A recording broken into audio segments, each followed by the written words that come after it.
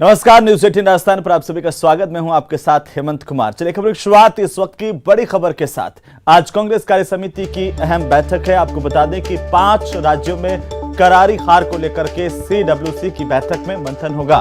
इस बैठक में पार्टी कई बड़े फैसले ले सकती है। सीडब्ल्यूसी की बैठक में मुख्यमंत्री अशोक गहलोत भी शामिल होंगे और इसके लिए सीएम अशोक गहलोत का आज दिल्ली का दौरा है। 12:30 बजे तक वे दिल्ली पहुंच जाएंगे, जहां पर इसके बाद वे सीडब्ल्यूसी की बैठक में शामिल होंगे।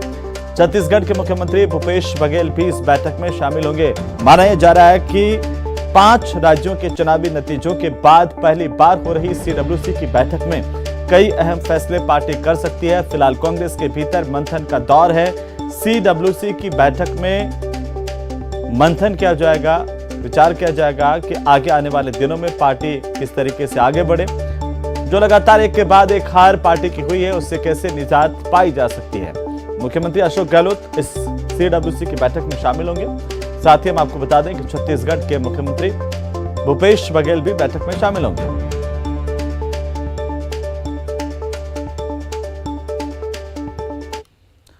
तो वहीं मुख्यमंत्री अशोक गहलोत ने अपराध पर शिकंजा कसने में अहम भूमिका निभाने वाली सुरक्षा सखी की सराहना की है। इसे लेकर के सीएम अशोक गहलोत ने शनिवार को एक मार्गदर्शिका और एक लोगो का भी विमोचन किया है। इस दौरान प्रदेश के सभी जिलों में सुरक्षा सखी वीडियो कॉन्फ्रेंसिंग के माध्यम से कार्यक्रम से जुड़ी। इस दौरान सुरक्षा सखियों ने मुख्यमंत्री से अपने अनुभवों को साझा किया। सीएम ने सुरक्षा सखियों से बातचीत की और उनके कामों की सराहना करते हुए उनको बधाई दी है।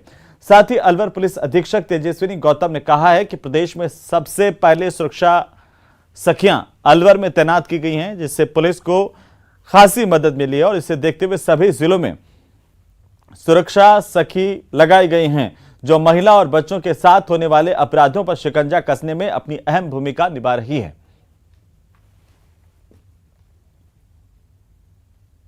महोदय ने आज पूरे राजस्थान की जो सुरक्षा सखी हैं वो ज़िले स्तर पे और ब्लॉक स्तर पे उनसे संवाद किया है।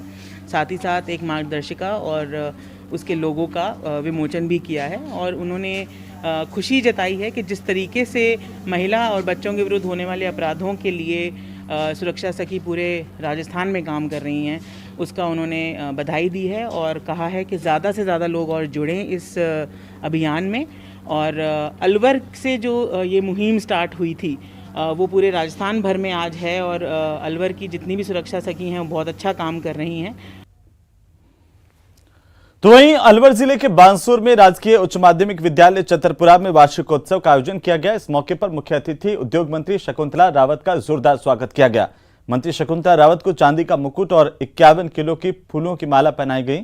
वहीं कैबिनेट मंत्री को नई पेंशन योजना से पुरानी पेंशन योजना में लाभान्वित होने वाले कार्मिकों ने मुख्यमंत्री अशोक गहलोत के नाम एक आभार पत्र भी सौंपा है।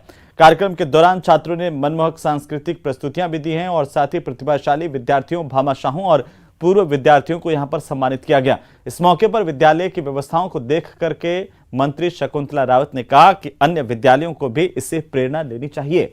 इस अवसर पर मंत्री और प्रधान को चतरपुरा क्षेत्र की सभी विद्यालयों की आवश्यकताओं का एक मांग पत्र सौंपा गया। अतिथियों ने भी आश्वासन दिया है कि सभी आवश्यकताएं जल्द से जल्द पूरी की जाएंगी। श्री विनोद कुमार जी से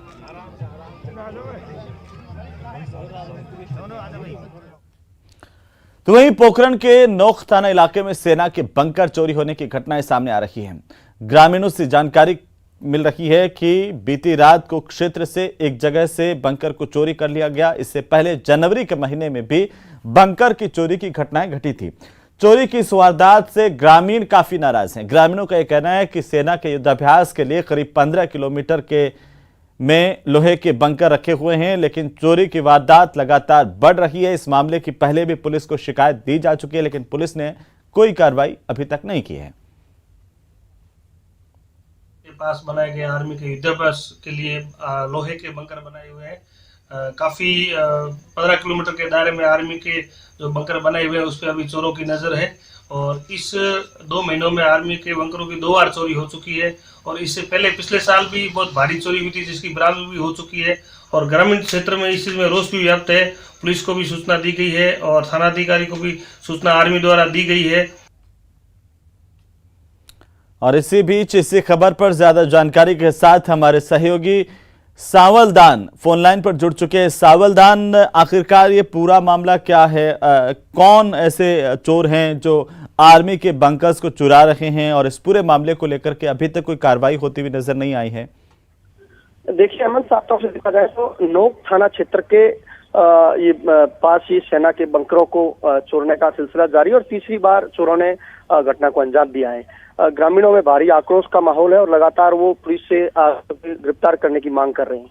हेमंत जी, सावलदान, आर्मी की तरफ से भी क्या कोई जानकारी दी गई है कि आखिरकार अभी हालिया दिनों की अगर हम बात करें कितने बंकर सेना के चोरी हुए हैं और पुलिस और आर्मी के बीच में क्या इसे लेकर के कोई बातचीत हुई है कि कब तक ये जो आरोपी है वो पकड़े जाएंगे? देखिए, बंकर चोरी की घटना तीसरी है। लगातार आर्मी नोक थाना में मामला दर्ज करवा रही है और ये नोक थाना क्षेत्र के 155 आरडी के बाद लुढ़ाई क्षेत्र है, वहाँ ये बंकर है। बंकर जो वो थे कारगिल युद्ध के वक्त इसको बंकरों को लगाया था। हेमंत जी, और ये क्या बंकर कारगिल युद्ध के बाद से ही लगे हुए थे? हाँ, ये कारगिल युद्ध के बाद से लगातार लगे हुए थे। वहाँ रेतीला इलाका होने से कई दफा पुलिस पास भी नहीं जाती है। पुलिस जाने से ग्रामीणों की सूचना पर आर्मी और पुलिस मौके पे जाके कार्रवाई करती है। बड़ी बात है, मैं बता दूं तो जो लुढ़ाई क्षेत्र है इसके पास पुलिस की मात्र 3 किलोमीटर दूर एक चौकी है, लेकिन चौकी के बावजूद भी वहाँ चोर लगातार चोरों के हौसले बुलंद है। और लेकिन सावधान, पहले भी चोरी की वारदात हुई और आर्मी के बंकर जो है वो चोर लेकर के गए थे, माल की बरामदगी हुई, लेकिन उसके बावजूद वापस से चोर सक्रिय हुए। क्या किसी चोरों की गिरफ्तारी उस वक्त नहीं हो पाई थी? देखिए, 2021 में जब चोरी हुई थी ग्रामीणों की मदद से पुलिस को चोरों को सुपुर्द की थी। ग्रामीणों ने बंकर चोरते वक्त ग्रामीणों ने चोरों को रात को पकड़ा और रात को पकड़ के पुलिस को सुपुर्द किया। उसके बाद 2 चोरियां हुई, उसके बाद पुलिस के लगातार हाथ खाली है और 3 किलोमीटर दूर चौकी के बावजूद भी वहाँ चोर सक्रिय और लगातार चोरी की वारदात को अंजाम दे रहे हैं। लेकिन ग्रामीण क्या कह रहे हैं कि किन पर अब अंदेशा है कि क्या यहाँ के आसपास के गांव के ही लोग हैं जो चोरी कर रहे हैं लगातार, या फिर कोई बाहर की गैंग इस मामले में सक्रिय हुई है? क्योंकि ये जो बंकर है वो शुद्ध लोहे के बने होते हैं। देखिए अहमद, ये बंकरों में करीब 4 से 5 टन लोहा है और ये स्थानीय टीम भी चोरों की टीम हो सकती है और बाहरी टीम है। ग्रामीणों का आरोप है कि पुलिस इस मामले को लेकर गंभीर नहीं है और पुलिस समय पे एक्शन ले तो चोरों की गैंग का बड़ा पर्दाफाश भी हो सकता है। हेमंत, चलिए सावलदान, बहुत बहुत शुक्रिया तमाम जानकारी के लिए और हमारे साथ जुड़ने के लिए। तो चोरों के हौसले बुलंद है, लेकिन पुलिस जो है अब वो अभी तक कोई कार्रवाई करती हुई नजर नहीं आ रही है। चलिए आगे बढ़ेंगे। अलवर शहर में बदमाशों का आतंक लगातार बढ़ता जा रहा है और बीती रात बदमाशों ने 2 जगहों पर एटीएम उखाड़ने की कोशिश की है, लेकिन तिजारा फाटक स्थित एक एटीएम को बदमाश उखाड़ने में कामयाब रहे, जबकि मालवीय नगर में स्थित दूसरे एटीएम में पड़ोस में रहने वाले मकान मालिक की जाग होने पर बदमाश एटीएम में तोड़फोड़ करके फरार हो गए। और तिजारा फाटक पर एसबीआई का एटीएम बदमाश लेकर के फरार हुए हैं। उस एटीएम में 25,83,000 रुपए नकद बताए जा रहे हैं। बैंक की तरफ से जानकारी दी गई। एटीएम उखाड़ने की सूचना ग्राहकों के द्वारा दी गई है। उसके बाद पुलिस और बैंक के अधिकारी मौके पर पहुंचे। पुलिस चोरों की तलाश कर रही है, लेकिन अभी तक चोर पुलिस के हाथ नहीं लगे हैं। तो लगातार आए दिन चोरी की घटनाएं हो रही है और अलवर में चोरों के हौसले बुलंद हैं।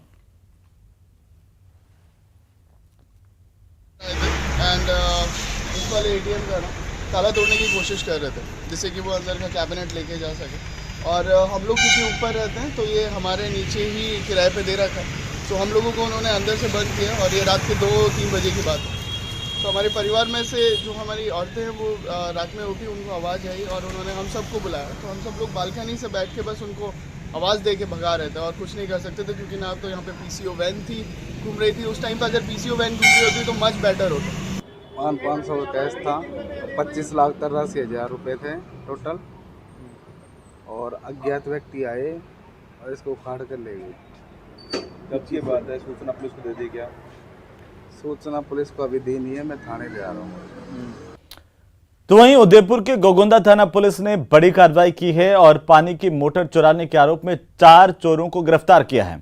इन चोरों ने मिलकर के एक साथ 2 फार्म हाउस को निशाना बनाया, पानी की मोटर, स्टार्टर और केबल पर हाथ साफ कर दिया। पुलिस की ओर से लगातार बढ़ती जा रही चोरी की वारदातों को रोकने के लिए एसपी ने विशेष अभियान चलाया हुआ है और इसके बाद मुखबिर की सूचना पर पुलिस ने 4 चोरों को गिरफ्तार किया गया। इन चोरों के पास से पानी की मोटर भी बरामद की गई है।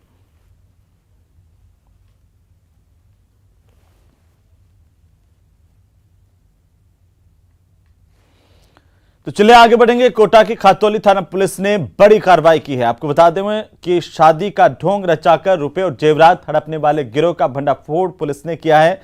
पुलिस की टीम ने लुटेरी दुल्हन और एक दलाल को भी गिरफ्तार किया है। साथ ही आरोपी प्रकाश जाटव मध्य प्रदेश के शिवपुरी का निवासी बताया जा रहा है, जबकि लुटेरी दुल्हन काजल यूपी की रहने वाली हैं। तो आखिरकार पुलिस ने दोनों को हिरासत में लेकर पूछताछ शुरू कर दी है। ढोंग रचा करके शादी करते थे, उसके बाद गहने जेवरात लेकर के लुटेरी दुल्हन अपने जानकार के साथ फरार हो जाती थी।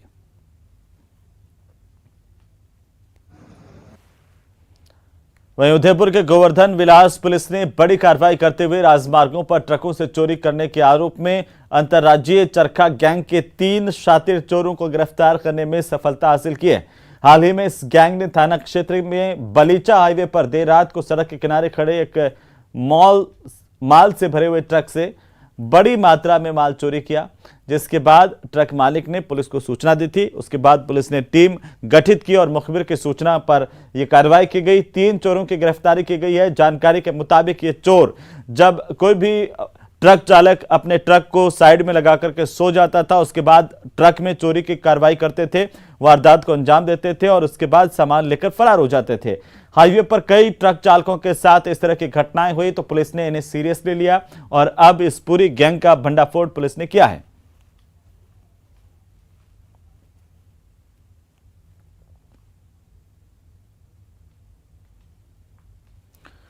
उधर पुलिस ने कार्रवाई करते हुए चेन स्नैचिंग के गैंग के सरगना को गिरफ्तार किया है। आपको बता दें कि पुलिस इस आरोपी की तलाश में 3 महीने से लगी हुई थी। फिर पता चला कि पुलिस से छिपता हुआ ये गुलाब सिंह नाम का आरोपी अहमदाबाद में मजदूरी कर रहा है, जिसके बाद बांसवाड़ा एसपी के निर्देश पर पुलिस की टीम ने अहमदाबाद में दबिश दी और लेकिन इसकी भनक इस आरोपी को पहले ही लग गई थी और वो मौके से भाग निकला। शहर की गलियों और सड़कों पर आरोपी गुलाब सिंह छिपता रहा, लेकिन पुलिस ने उसे भागते हुए 35 किलोमीटर दूर सानद के इलाके से गिरफ्तार किया है। पुलिस ने आरोपी के पास से 8 बाइक बरामद की है चोरी की। लगातार चोरी की घटनाओं को अंजाम देता था अंतर्राज्यीय चोर गिरोह का यह सरगना, जहां पर 8 चोरी की बाइक इसके कब्जे से बरामद हुई है।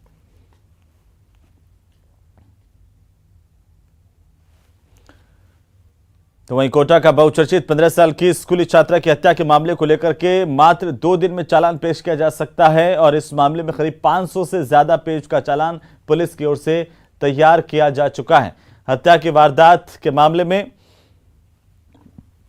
पुलिस ने 80 से अधिक गवाहों की सूची तैयार की है। पूरा मामला डिजिटल एविडेंस पर चलेगा। आरोपी कोचिंग टीचर गौरव जैन, जिसने छात्रा के साथ अपनी कोचिंग कक्ष में दुष्कर्म की कोशिश की और विरोध करने पर आरोपी कोचिंग टीचर गौरव जैन ने छात्रा का गला दबाकर उसकी हत्या कर मौत के घाट उतार दिया था। आखिरकार काफी प्रयासों के बाद पुलिस ने इसे गिरफ्तार किया था। लगातार पूरे शहर में इस आरोपी के खिलाफ आक्रोश देखा गया।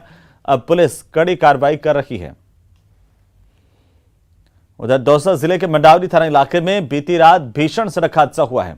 आपको बता दें कि इस हादसे में 2 लोगों की मौत हो गई। बताया जा रहा है कि 2 बाइक सवार युवक लालसोट से करौली के महावीर जी जा रहे थे और इसी दौरान यह हादसा हुआ। मंडावली थाना इलाके के बेपलावत पेट्रोल पंप के पास बाइक सवार युवकों की बाइक पहले एक ऊंट से टकराई, उसके बाद एक अन्य वाहन ने बाइक सवारों के ऊपर गाड़ी चढ़ा दी।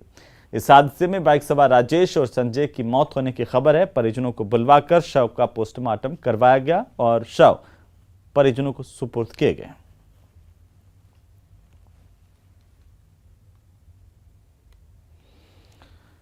चलिए आगे बढ़ेंगे। 17 दिन बाद जालाना से गायब हुआ एक पैंथर मिला है। राणा पिछले 17 दिनों से गायब था और आखिरकार पैंथर की खोज की जा रही थी। वन विभाग की टीम लगातार जुटी हुई थी। कैमरा ट्रैप में पैंथर राणा दिखाई दिया है। जालाना में ही 4 नंबर वाटर पॉइंट पर यह राणा मिला है जो कैमरे में कैद हुआ है। तस्वीर आपकी टीवी स्क्रीन पर। वन विभाग ने इसके साथ ही राहत की सांस ली है, क्योंकि वन विभाग को सूचना मिली थी कि राणा कई दिनों से कैमरे में नहीं दिखाई दे पा रहा है, पगमार्क नहीं मिल पा रहे हैं और इससे जाहिर होता है कि राणा शायद जालाना का ये इलाका छोड़ करके कहीं दूसरी तरफ टेरिटरी बनाने के लिए चला गया हो और इसे लेकर के लगातार कोशिश ये की जा रही थी कि राणा का सुराग हासिल हो, पता चले। आखिरकार राणा कैमरे में ट्रैप हुआ है और इसके साथ ही ये वन विभाग के लिए सुकून वाली खबर है। हाल ही में राज्य सरकार ने बजट जारी किया और इस बजट में दौसा शहर के विकास कार्यों के लिए अनेक घोषणाएं की गई हैं और ऐसे में विकास कार्यों को धरातल पर क्रियान्वित करने के लिए दौसा के जिला कलेक्टर कमरुल जमान चौधरी और पुलिस अधीक्षक अनिल बेनीवाल शहर के व्यस्ततम मार्गों का अवलोकन करने के लिए पहुंचे। इस दौरान उन्होंने कोतवाली थाने का भी अवलोकन किया और थाने के लिए नए भवन के लिए जगह देखी। उनके कार्यालयों के उपयोग को लेकर के भी चर्चा की है। कोतवाली थाने के एक्सटेंशन के लिए स्पेस चाहिए और यहाँ पे कई सारी गवर्नमेंट बिल्डिंग बनी हुई है। रेलवे के सामने भी ट्रैफिक का इशू आए दिन आता रहता है और कई सारी एक्सटेंशन हैं, कई सारे अधिकृत हैं, कई अनधिकृत हैं। उन सबको किस तरीके से सम्मिलित करके, क्योंकि हर डिपार्टमेंट के पास अपनी अपनी लैंड है, कोई डिपार्टमेंट अपनी लैंड नहीं छोड़ना चाहता, तो उनसे कैसे बात करके समन्वय करके अगर इस एरिया को थोड़ा सा ट्रैफिक के हिसाब से रिलैक्स किया जा सके, क्योंकि यहाँ से अभी एक रोड का भी प्रस्ताव जो निकल रहा है सिटी रोड का, वो भी होगा। तो चलिए खबरों में फिलहाल वक्त तो चला एक छोटे से ब्रेक का, जल्द लौटेंगे, आप बने रहिए हमारे साथ। तो चलिए ब्रेक के बाद एक बार फिर से आपका स्वागत। और बीएसएफ की ओर से आयोजन किया जा रहा है जहां पर नई दिल्ली से कन्याकुमारी के लिए ये यात्रा निकली है। आपको बता दें कि एम्पावर्ड राइड 2022 यात्रा का आयोजन बीएसएफ कर रहा है। यह यात्रा अब नई दिल्ली से कन्याकुमारी के लिए निकली है। 38 बीएसएफ के महिला ट्रुप की यात्रा, जिसमें मंत्री टीकाराम जूली ने इस यात्रा का स्वागत किया है। क्रीड़ा परिषद के अध्यक्ष कृष्णा पूनिया भी उनके साथ मौजूद रही। आरटीडीसी के अध्यक्ष धर्मेंद्र राठौड़ भी यहां पर मौजूद रहे और सभी ने इस यात्रा में शामिल लोगों का स्वागत किया है। हो नहीं सकता एक पूरा मैसेज पूरे देश के अंदर, दिल्ली से जो हमारी बीएसएफ की बहनें यहाँ से चली हैं और पूरा कन्याकुमारी तक जाएंगी और हर वर्ष जाती हैं, तो निश्चित तौर पर एक बहुत बड़ा मैसेज बच्चियों के अंदर और देश की नारी शक्ति के प्रति इससे जाएगा। चलिए आगे बढ़ेंगे जयपुर से खबर, जहां पर विंटेज क्लासिक कार एग्जीबिशन का आयोजन किया जा रहा है। इस एग्जीबिशन में 135 से ज्यादा कारें शामिल हुई हैं। इस कार रैली में पर्यटन मंत्री विश्वेंद्र सिंह भी शामिल होंगे। तो ये देखिए अलग अलग डिजाइन की ये विंटेज कारें जो लोगों के लिए आकर्षण का केंद्र है। ये 135 से ज्यादा कारें इस रैली में शामिल हो रही हैं। अपने आप में अनूठी कार रैली जिसमें पर्यटन मंत्री विश्वेंद्र सिंह भी शामिल होंगे। इसे लेकर के तैयारियां पूरी कर ली गई हैं। 135 से अधिक विंटेज कारों की प्रदर्शनी, ये वो कारें हैं जो आम दिनों में सड़कों पर नजर नहीं आती हैं। कार जिसे देखने के लिए आज भी लोगों की भीड़ सड़कों पर उमड़ आती है। ये कार सिर्फ कार नहीं है, इन्होंने गुलामी से लेके आजादी तक का सफर तय किया है। और इसी सिलसिले में मैं आज मौजूद हूँ जयपुर में। विंटेज कार रैली होने जा रही है। थोड़ी ही देर में रैली की शुरुआत होगी और वहीं यहाँ सबसे पुरानी गाड़ी इस वक्त मेरे साथ मौजूद है, जिसके ऑनर भी यहाँ पर हमारे साथ है और वो बताएंगे कि ये गाड़ी कब की है, कितनी पुराना ये मॉडल है। सर, ये गाड़ी कितने पुराने मॉडल है और क्या इसकी स्पेशलिटी है? ये this is a 1913 Ford model T. ये ब्रोंज इरा कार हुआ करती थी जी। ये जब गाड़ियां बनी थी तो ये पहली गाड़ियों में से कुछ में से एक है। कौन से साल की ये गाड़ी है? 1913 की ये गाड़ी। और कब से आपने इसको अपने पास रखा है? मेरे पास 1.5 साल से है जी। उससे पहले किसी मिलने वालों के पास थी जी, उनसे फिर मैंने ले ली। जी जी। और कब से, लगभग कितने सालों से आपके पास ये गाड़ी है? कब आपने ये गाड़ी ली थी? 1 साल से। 1 साल से गाड़ी है आपकी, ठीक है। तो देखिए वहीं पे हम चलते हैं दूसरी गाड़ियों की तरफ भी, जहां लोग मौजूद है। अपने अपने कार के ऑनर्स यहाँ पर दिखाई दे रहे हैं और वही 1930 मॉडल जो है हमें यहाँ दिखाई दे रहा है फोर्ड का। तो वहीं जीवन में मेहनत और लगन से कुछ भी संभव है। न्यूज़ 18 की पहल बायजूस यंग जीनियस में हम कई ऐसे बच्चों से मिले जिन्होंने अपने दृढ़ संकल्प से वो सब कुछ कर दिखाया जो उनकी उम्र में असंभव सा प्रतीत होता है। आनंद नसीमन में पहले एपिसोड में दिखाए गए कियान सावंत के साथ बातचीत की है। आइए एक नजर डालते हैं।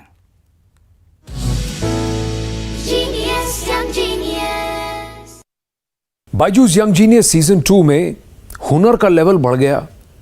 हमको लगा कि सीजन 1 के बाद ऐसे जीनियस मिलेंगे ही नहीं, पर हमें तो और नायाब हीरे मिल गए। एक ऐसा ही हीरा है जो ऐसा लॉजिक बढ़ाते हैं कि भाई हमारा दिमाग घूम जाता है। आइए मिलते हैं कियान अमित सावंत से। कियान, नमस्ते। How did you enjoy yourself and what was your experience at Byju's Young Genius Season 2? It was really fun and exciting to come on the studio. It was like coming on the stage to meet you. You got tested by Geeta Kapoor. Then you also met Neelkant Bhanu Pratap. How was that?